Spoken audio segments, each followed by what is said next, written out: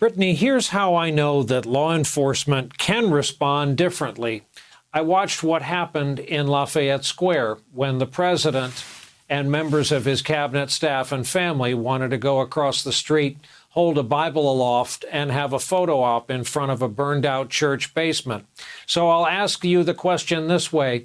How do you think police would have responded differently had this been a Black Lives Matter protest? I don't have to think, I know.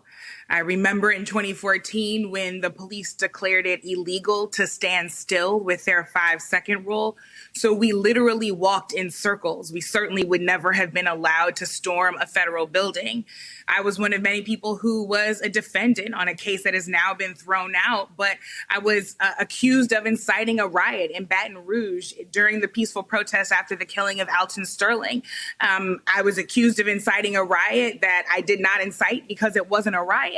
And yet we've got people standing tonight on the floor of the U.S. Capitol who, in fact, incited a riot, an insurrection, and a violent mob, and they are taking the microphone as if nothing has occurred.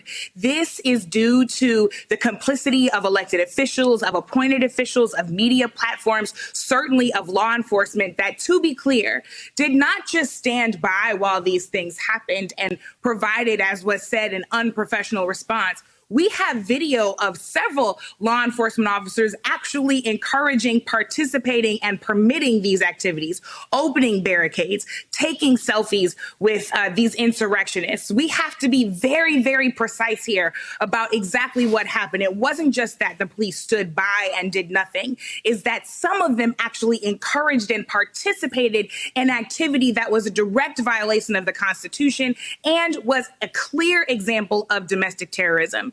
You know, Brian, I think we use words a lot and we don't always make sure that we're clear about precisely what they mean.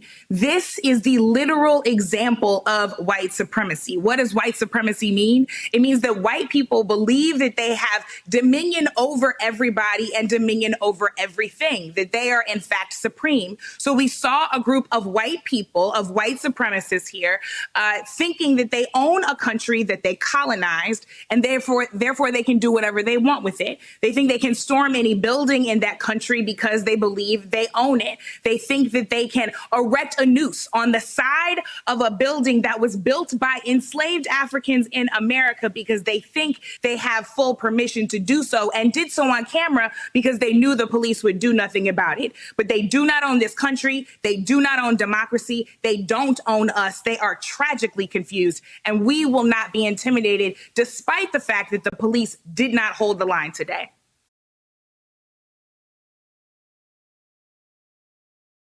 Hey there, I'm Chris Hayes from MSNBC. Thanks for watching MSNBC on YouTube. If you want to keep up to date with the videos we're putting out, you can click subscribe just below me or click over on this list to see lots of other great videos.